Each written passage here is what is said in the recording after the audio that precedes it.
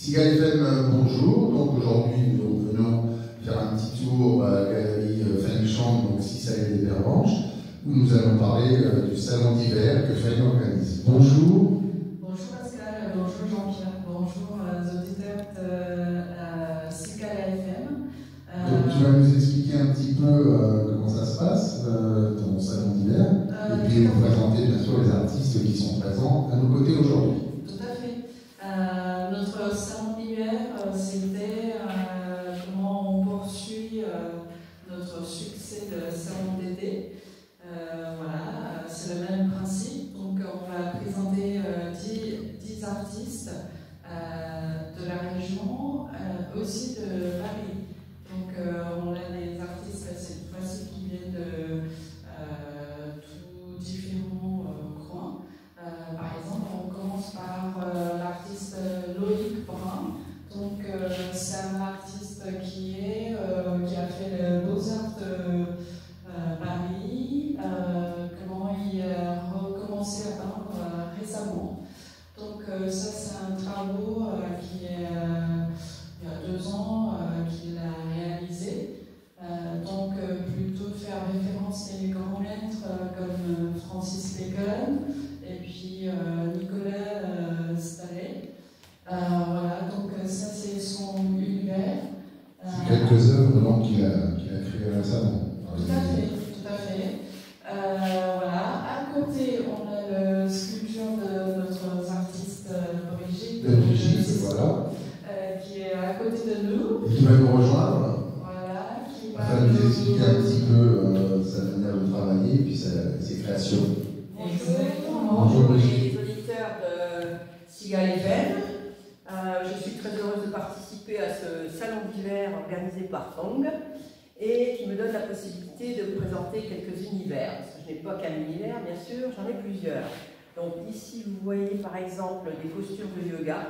Je pratique le yoga depuis presque 40 ans, donc c'est facile pour moi de m'imaginer dans la sculpture. Et de connaître et les positions. De connaître parfaitement les positions, bien sûr.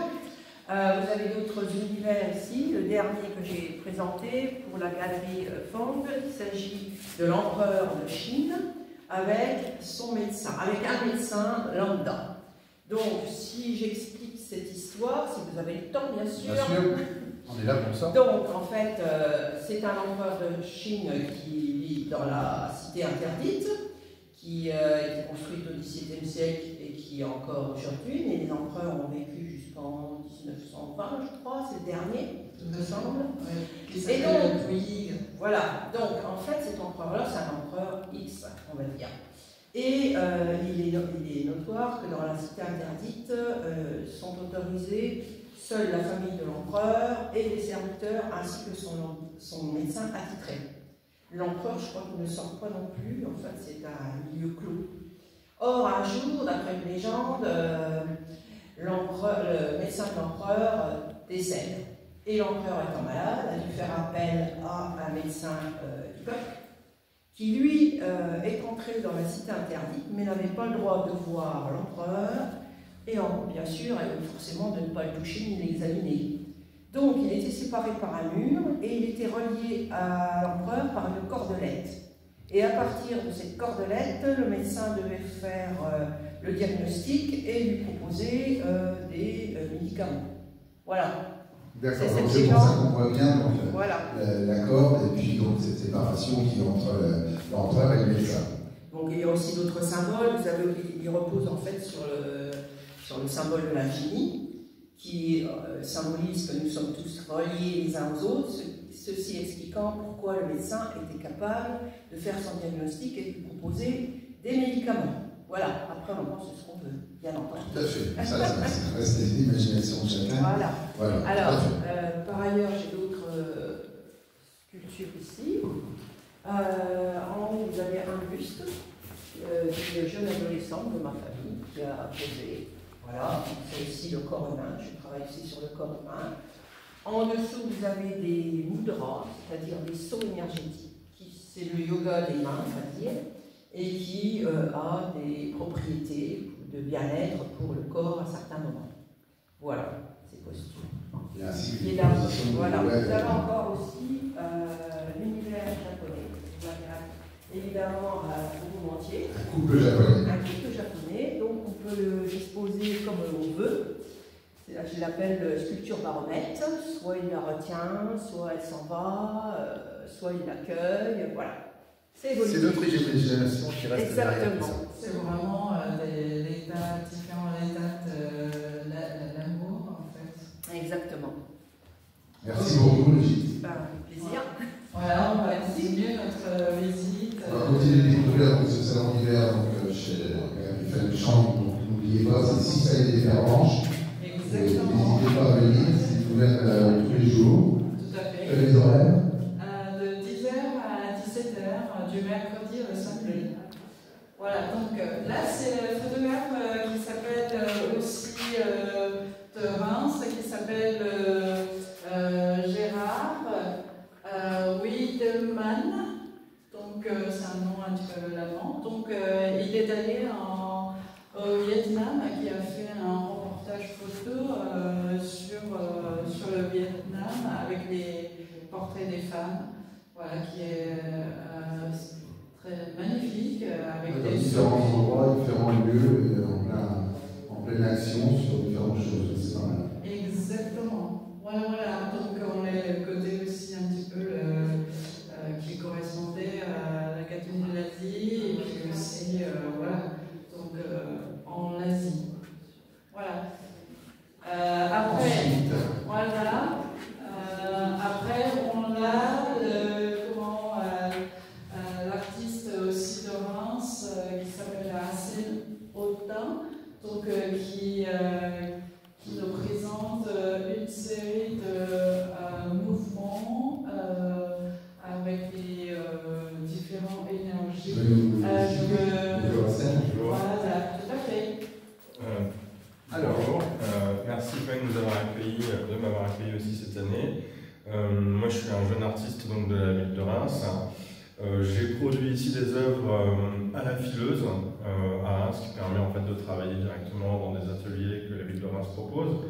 Et moi je suis plutôt dans le mouvement, la peinture qui capte le mouvement. C'est une peinture qui est assez, on va dire, légère entre guillemets. Elle se débarrasse de tout le superflu pour se concentrer sur l'essentiel.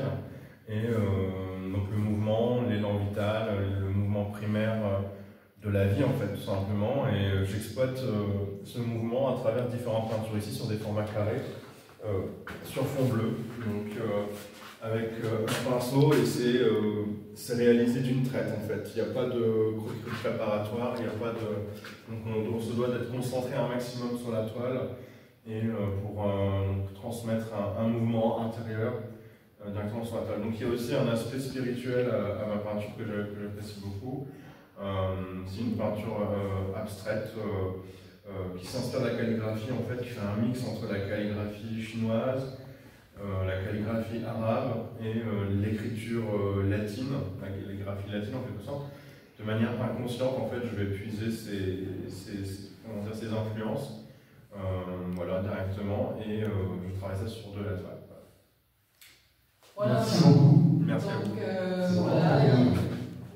Quand Hassen avait aussi aime beaucoup le travail de Fabienne Verdier. Voilà.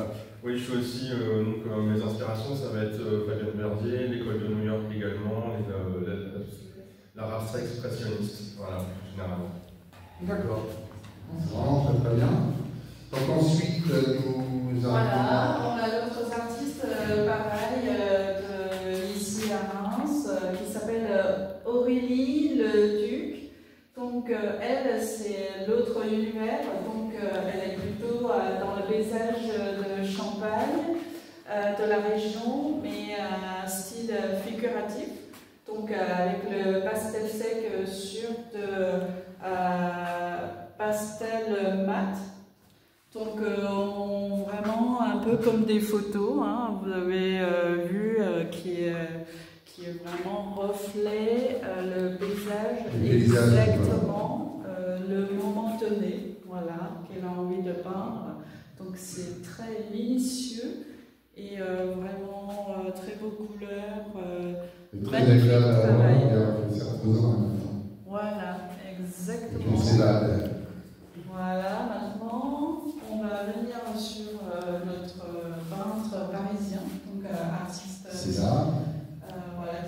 César-Deslandes, donc il est directeur artistique dans un journal, et puis en même temps il travaillait sur son projet personnel. Donc là c'est vraiment, il présente une série de peintures acryliques sur toile, mais avec le style abstrait, aussi un petit peu géométrie. Très coloré et très mouvementé, beaucoup d'énergie. Voilà. Après, on va continuer notre visite. Maintenant, on va voir d'autres artistes qui s'appellent bonjour. Voilà, qui viennent d'origine de Roumanie. Oui. Je présente un peu un de mes univers, comme Brigitte, j'ai pris l'univers intérieur. C'est plutôt symbolique, j'essaie de présenter des sentiments, des vibrations intérieures. J'utilise beaucoup matériaux, j'aime bien étudier leur comportement sur la toile. Et voilà, j'essaie de transmettre chaque fois un message pour ceux qui regardent. Et merci. Je vous en prie, il n'y a pas de problème. Non. Et donc ça, vous travaillez sur combien de temps? Ça dépend. J'aime bien mascarer l'idée. D'abord, c'est l'idée. Travailler l'idée et après vous... Oui, après progressivement ou pas au moyen. Non, c'est pas possible déjà au niveau des matériaux parce que voilà, chaque matériel demande un certain temps de séchage. Voilà. Oui, entre chaque couche, voilà, des étapes pour arriver. Vous travaillez sur plusieurs toiles en même temps Ça m'est arrivé, mais je préfère non, parce que c'est. Mais concentré sur une. Oui, toile. c'est la vibration que je garde par rapport à une toile. C'est ça, mais oui, j'ai besoin du temps pour cogiter, c'est ça. Je ne veux pas être sur plusieurs dans le même temps. Est-ce que tu peux expliquer un petit peu le sens est-ce que de chaque toile ou il y a un symbolique viens ici. Je vais commencer avec un gramme.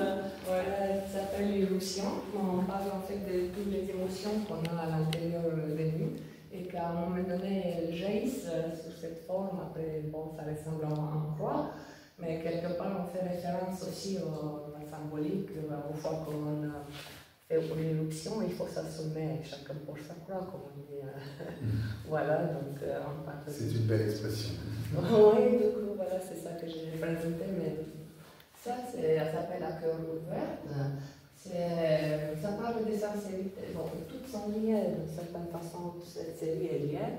Ça parle du cœur ouvert. Une fois qu'on jaillisse, on ne peut pas être autrement. Il faut qu'on soit sincère, qu'on soit vrai. Entier, voilà. Après, on parle de l'écriture du phénix du temps. oui. Bien sûr, ça parle de la transformation, de la métamorphose qui peuvent nous amener tout cycle. Et le changement de vision, la vision. On peut avoir une autre vision sur la vie, sur nous-mêmes, voilà, sur notre univers. Bon, il fallait commencer avec l'éclaircissement parce que. Voilà. Oui, c'est plutôt à l'envers, mais bon. Non, on comprend. Oui, et après il y a la paix.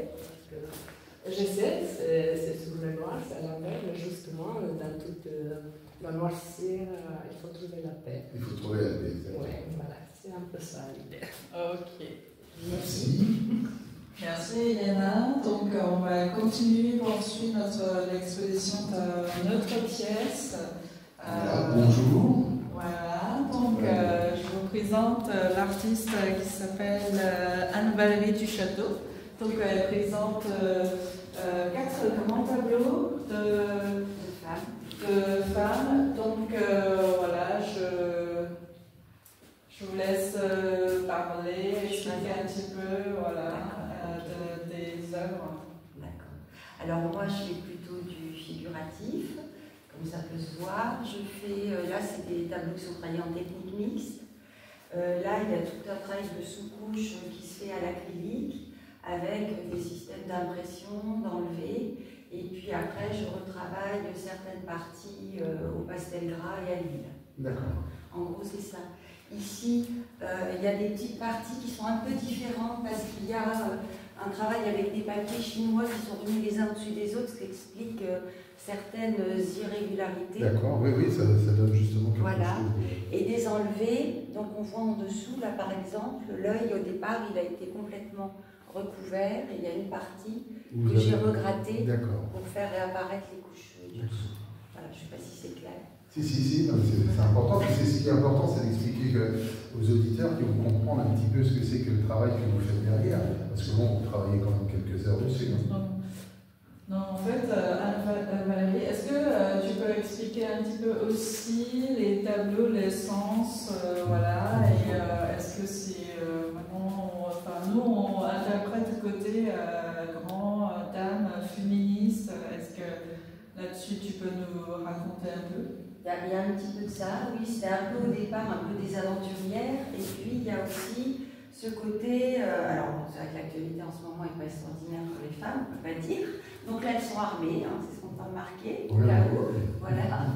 Et sinon, il y a ce côté un peu pop derrière, qui tranche avec tout ce qui en fin de compte est armes et tout ça, et moi je trouve qu'on est dans une période en ce moment qui est quand même un peu anxiogène, malgré qu'on est très anxiogène. Voilà. Donc c'était un petit peu ma façon de parler de ça. Celle-ci, c'est plus vraiment les aventurières dans l'aviation des années 20, des années 30. Oui, c'est vrai que c'est le côté que ça m'a fait penser tout de suite, les années 20, les 30. Et c'est vrai qu'elles avaient tous ce look qui était vraiment très agréable. Et puis il y a aussi celle qui est là-bas. Allez, on vous suit. On continue la visite. Voilà, c'est l'effrontée. Je l'appelle l'effrontée, moi. Elle a un prénom, mais voilà. Et donc celle-là, bon, on voit bien son côté un peu rebelle. Ah, pas complètement, là par contre. Voilà, et puis une composition qui est somme toute relativement classique, puisqu'il y a beaucoup de roses. En lien, il y a le vert qui est la couleur complémentaire. Ce sont des verts un peu adoucis, donc ce qui fait que voilà, le vert et le rouge sont des couleurs complémentaires. Quand on part vers des choses plus claires, ça c'est des verts qui sont quand même fortement atténués. Du coup, on peut partir sur des roses avec une discrétion entre guillemets, c'est qu'en principe, il y a des quotas genre 10% de rouge pour 90% de vert. Et là, j'ai vraiment forcé le trait sur la couleur chaude plutôt que sur la couleur ça se sent bien, c'est vraiment agréable. Voilà. Alors, on revient. Après, on revient sur l'autre artiste qui s'appelle Elisabeth Dunz. Donc, ça, c'est son première exposition. Et elle a commencé le cours de peinture il y a 2 ans à la Galerie Fonction. Donc maintenant, voilà, on voit un petit peu les... Une petite protégée alors. Oui, tout à fait. Enfin, les œuvres qu'elle a réalisées. Voilà, elle représente 4 tableaux avec des compositions et des géométries. Voilà, ça en face, c'est un artiste qui s'appelle Jean-Christophe Sauter. Donc, lui qui vient de Troyes. Donc, il présente différents tableaux acryliques sur papier ou sur toile. Donc, vraiment de compositions. Voilà, des compositions très colorées et puis en même temps un petit peu géométrie aussi. Moitié, enfin on dit voilà, un peu moitié abstrait. Et puis là, ici, on a le visage d'homme, vraiment, ça me fait penser à la fois Picasso et puis aussi. C'est un mélange. Tout à fait, exactement. Donc, dans l'inspiration qu'ils ont pris. Oui, j'adore ces tableaux. Voilà, après, on continue sur l'autre œuvre de artiste Aurélie Leduc. Donc là, cette fois-ci, la technique a changé. Donc c'est plutôt des bulles sur toile. Et on continue dans le paysage de la région. Bien sûr, il y a des cabanes dans les lignes champenoises. Et puis aussi, on a des vraiment riche dans la Marne à Reuil, et puis bien sûr des scènes qui avec un charbon. Tout à fait. Voilà, donc après au fond, on a Donc c'est ça. Voilà, donc notre artiste de la galerie qui s'appelle Cécile Gérard. Oui. Donc voilà, qui est prise. On l'a déjà vu, Cécile Gérard. Tout à fait. On l'a rencontré dans un reportage. Tout à fait. Et là, cette fois-ci, elle présente vraiment une nouvelle série. C'est l'écriture de Nassi. Donc voilà, on voit un peu le style de Chagall et puis aussi de Miro. Voilà, mais très coloré et avec le pictogramme de l'écriture de Nassi. Voilà, après, au fond, on voit l'artiste pareil de ici à Reims, qui s'appelle Das Banda, donc qui présente une série de corps humains avec différentes couleurs et puis aussi de sculptures avec la même modèle. Avec les trois modèles. Voilà. Donc voilà, on a fini notre visite guidée de l'exposition du Salon d'hiver. De la galerie Feng Shang, donc 6 allées des Pervenches, n'oubliez pas.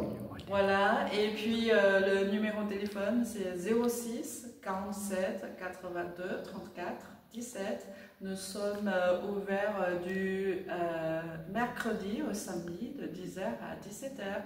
Bienvenue à tous. Et puis, merci beaucoup Pascal et puis Jean-Pierre qui sont toujours fidèles avec les auditeurs de Cigale FM Radio. Merci beaucoup. Merci Feng, merci donc à tous. Cigale FM donc vous remercie. Nous sommes bien sûr sur les réseaux sociaux, que ce soit Instagram, TikTok, YouTube. Et donc n'hésitez pas à nous regarder, à venir directement sur le site. On remercie Jean-Pierre la technique. Feng, je te remercie beaucoup pour ton accueil, c'était un vrai plaisir.